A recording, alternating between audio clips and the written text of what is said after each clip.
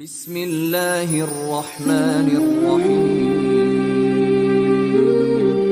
یہ ویڈیو کے ذریعے ہم کسی کا دل یا کسی کے دھرم کو تکلیف پہنچانا نہیں چاہتے، ہم تو بس اتنی کوشش کرتے ہیں کہ ہر انسان کو حقیقت کا پتہ چلے۔ یہ ویڈیو سننے کے بعد آپ خود ہی فیصلہ کیجئے صحیح یا غلط۔ Please like, comment and subscribe.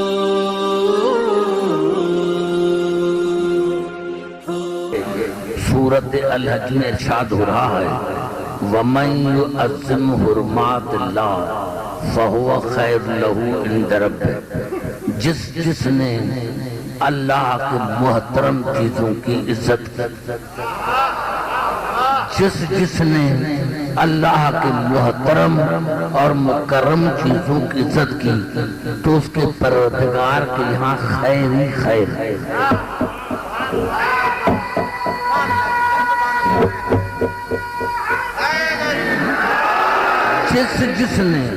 جس نے اللہ کے محترم اور مکرم چیزوں کی عزت کی تو اس کے پروردگار کے یہاں خیر ہی خیر ہے۔ تعظیم کی، عزت کی۔ مختصر سے ٹائم میں میرا آج کا موضوع ہے عبادت اور تعظیم۔ عبادت اور ہے، تعظیم اور ہے۔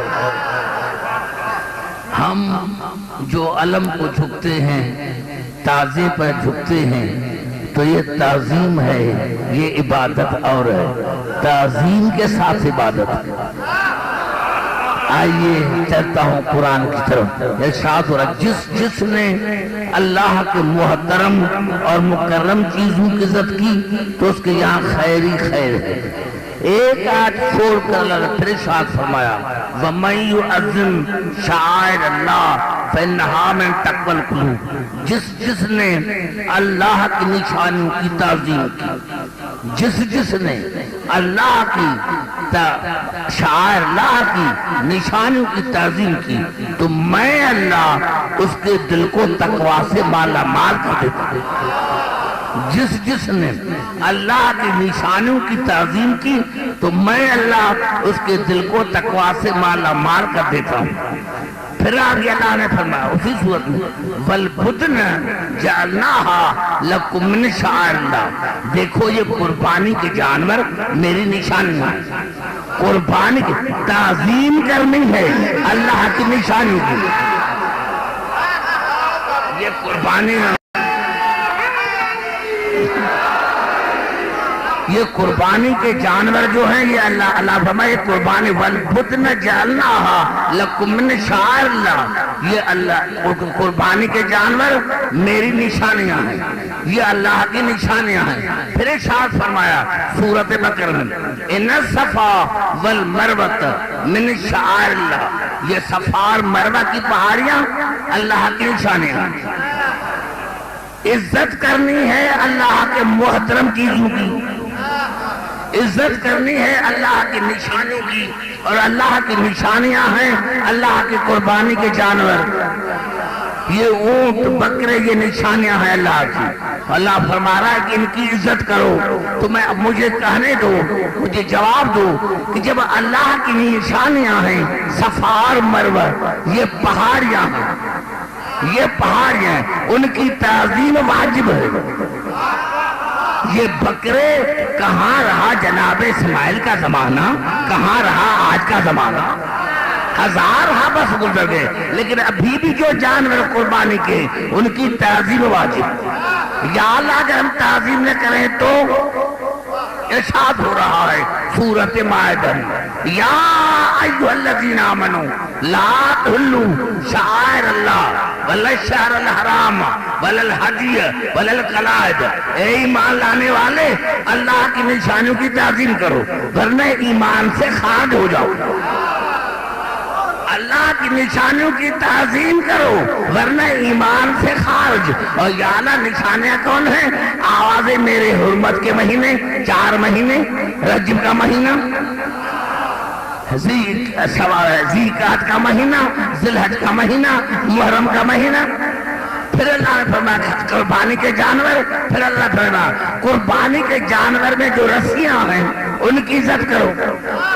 قربانی کے جانور کو جو گلے میں رسیاں ہیں ان کی عزت واجب، قربانی کے جانور واجب۔ تو ایمان سے بتاؤ تمام مسلمان بھائی کو کرا جاتا ہوں کہ جب صفا اور مروہ قربانی کے جانور اللہ کی نشانیاں ان کی عزت کرنا واجب اور محل عبادت میں شامل۔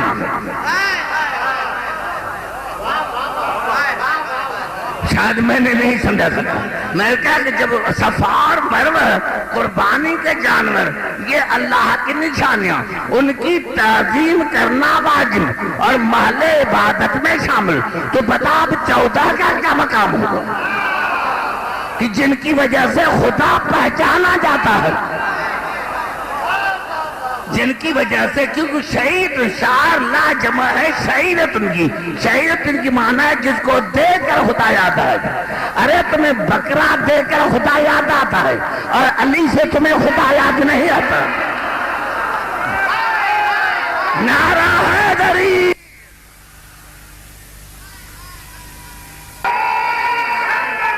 میں نہیں کر رہا۔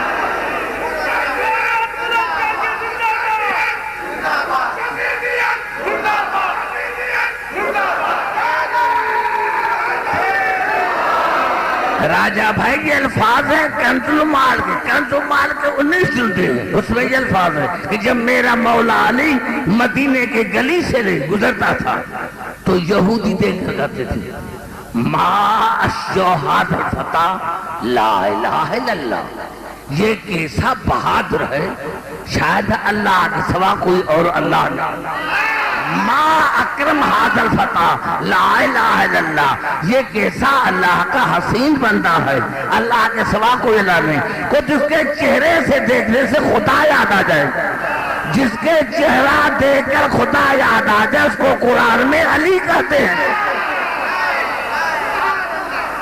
نعرہ حیدری۔ میں نے کیا کہ کہاں رہا جناب ابراہیم و اسماعیل کا زمانہ اور کہاں آج کا زمانہ؟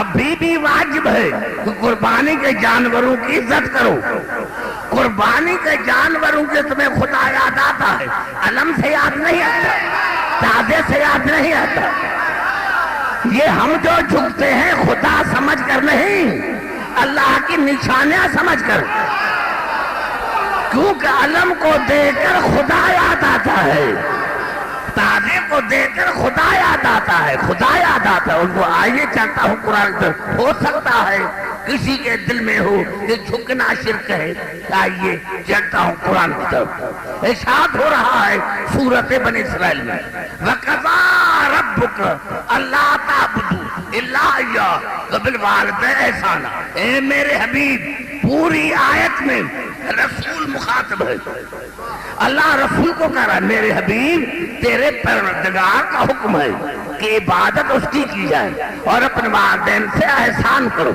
اما یبلغن عندک الکبر احدہما او کلاہما فلا تقل لہما اف ولا تنہرہما وقل لہما قولا کریما۔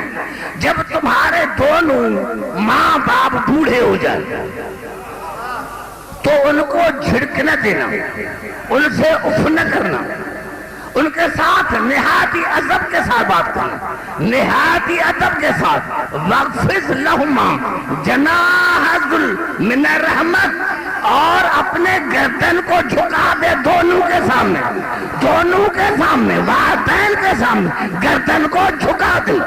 یہ اللہ رسول کو کہہ رہا ہے کہ اپنے گردن کو جھکا، ادب کے ساتھ، رحمت کے ساتھ، نیازمندی کے ساتھ، انکساری کے ساتھ جھکا دے اپنے گردن کو والدین کے ساتھ۔ وَقُلْ رَبِّ ارْحَمْهُمَا كَمَا رَبَّيَانِي صَغِيرًا، اور دونوں کے لیے دعا مانگ پروردگار دونوں پر رحم کر، اس طرح جس طرح ان دونوں نے مجھے بچپنے میں پالا تھا، اس طرح رحم کر جس طرح دونوں نے مجھے بچپنے میں پالا تھا۔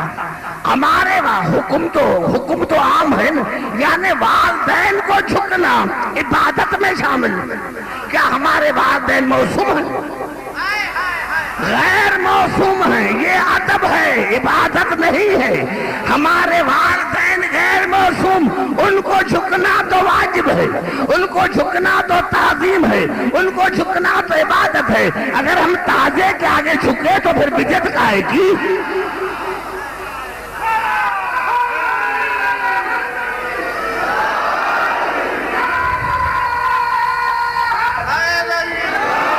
لیکن یہ حکم خاص ہے کہ میرے حبیب دعا مانگ۔ یہ آج جب نازل ہوئی تو حضور اکرم کی عمر ہے 42 برس، 42 برس ہے رسول کی عمر۔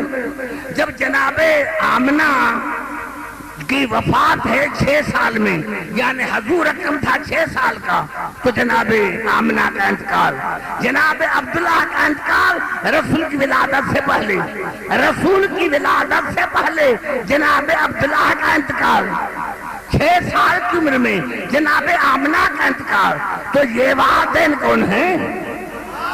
یہ والدین کون ہیں جن کے لیے رسول کو حکم ہے کہ عزت کر، اور عزت بیسی کر کے ان کے آگے جھک، ان کے آگے جھک، ان کے آگے بازو کو جھکا۔ لیکن قرآن بتا کما ربیانی صغیرہ، اس طرح حرم کر جس طرح انہوں نے مجھے بچپنے میں پالا تھا۔ تو یہ پالنے والے کون تھے؟